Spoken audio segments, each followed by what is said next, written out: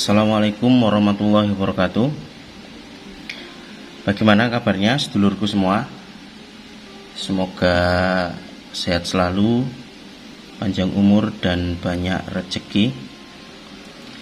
Berjumpa kembali bersama Griyo Android. Di kesempatan video kali ini, Griyo Android akan sedikit berbagi pengalaman untuk teman-temanku sedulurku semua.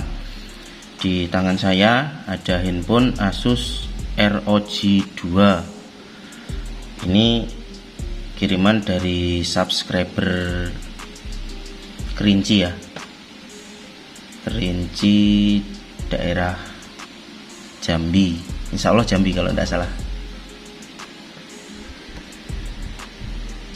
Ini punya Mas Bagas, dan saya ucapkan terima kasih.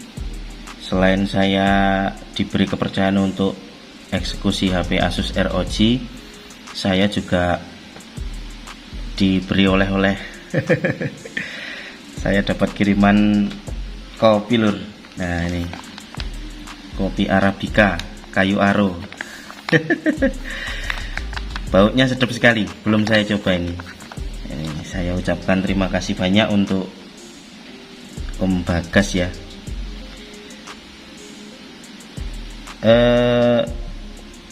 Seperti pada umumnya untuk seri Asus ROG ini, penyakitnya itu sudah sering juga saya buat konten ya di video-video saya. Mungkin nanti teman-teman bisa cari juga. Ini kasus IC RAM-nya yang harus diganti. Kalau analisa sederhananya ya cukup menggunakan charging yang ada digitalnya. Di situ kalau nilai naiknya cuma 0,2 sampai 0,6 biasanya ya penyakit rata-rata di IC RAM-nya. Di sini langsung saya naikkan ke penyimpan 12 GB ya.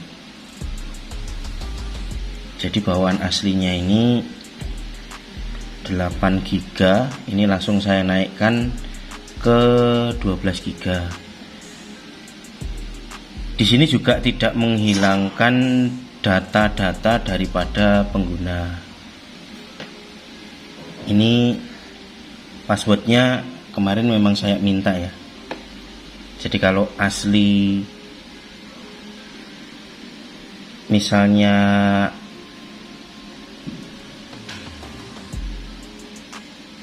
kita tidak dikasih tahu passwordnya ya kita tidak ngerti.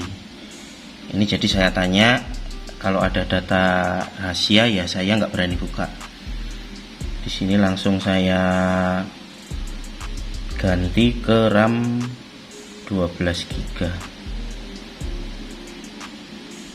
Sistem di sini masuk ke tentang ya.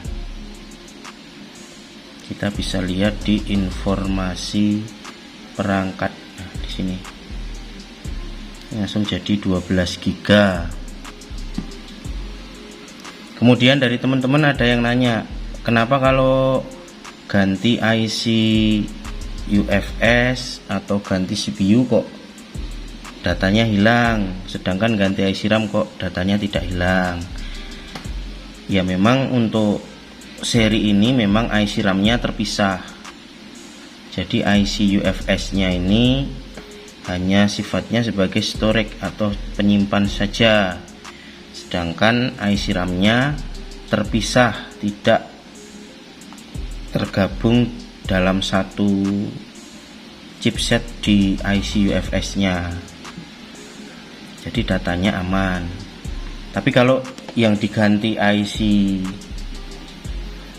CPU-nya itu secara otomatis data daripada pengguna akan hilang lur, karena si central processor itu kan sifatnya data dengan IC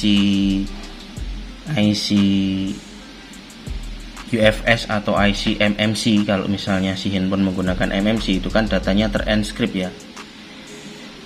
Jadi kalau kita ganti pakai CPU new, ya secara otomatis data yang ada di IC UFS itu akan hilang, akan terwip karena sifat yang di IC Central Processor ini kan sifatnya